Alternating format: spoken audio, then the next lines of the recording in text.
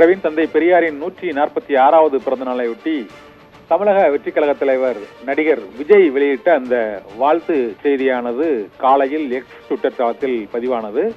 இதைத் தொடர்ந்து சென்னை வெப்பேரியில் உள்ள அந்த தந்தை பெரியாரின் நினைவிடத்திற்கு இன்று திடீரென நேரில் சென்று அவர், புசி ஆனந்த் உள்ளிட்ட நிர்வாகிகளுடன் சென்று தந்தை பெரியாரின் நினைவிடத்தில் மாலை அணிவித்து மலர் தூவி அவர் மரியாதை செலுத்திய அந்த காட்சியை தான் பார்த்துக் கொண்டிருக்கிறோம். இன்று காலையில் அவர் அங்கு பெரியார் நினைவு திரளுக்கு வருவதாக எந்த நிகழ்ச்சியும் அதிகாரப்பூர்வமாக அறிவிக்கப்படவில்லை. இன்று சற்று முன்பு இந்த பிறந்த நாளையொட்டி தந்தை பெரியாரின் நினைவிடத்தில் நடிகர் விஜய் மலர் தூவி மரியாதை செலுத்தி அங்கு மாலையிட்டு மரியாதை செலுத்தக்கூடிய அந்த காட்சியை தான் நாம் இப்பொழுது பார்த்துக் கொண்டிருக்கிறோம். இன்று அவர் வெளியிட்ட அந்த எக்ஸ் தள பதிவில், சமூக சீர்திருத்தவாதி, பகுத்தறிவு பகலவன், தென்னகத்தின் சாக்ரட்டிஸ் என்று அவர் பிறந்த நாளில் பெண் உரிமை மற்றும் சமூக நீதி, பெண் கல்வி ஆகியவற்றுக்காக பாடுபட்ட தந்தை பெரியாரை அவரது பிறந்த நாளில் நினைவு கூறுவோம் என்று அவர் எக்ஸ் தளத்தில் பதிவிட்டிருந்தார். மேலும் ஜாதி மத ஆதிக்கம், மூட பழக்க வழக்கங்களால் விலங்கிடப்பட்டு கிடந்த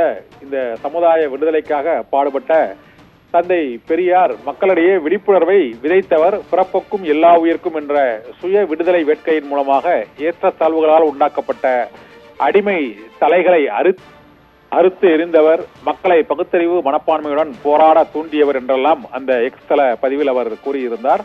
அந்த அறிக்கையில் உள்ள அம்சங்களை அவர் மேலும் மக்களிடையே தந்தை பெரியார் பாதையில் தமிழக வெற்றி கழகம் நடைபோடும் என்பதை உணர்த்தும் வகையில் தந்தை பெரியாரின் நினைவிடத்திற்கு இன்று நேரில் சென்று சற்று முன்பு அஞ்சலி செலுத்தியிருக்கிறார் பிரவீன்.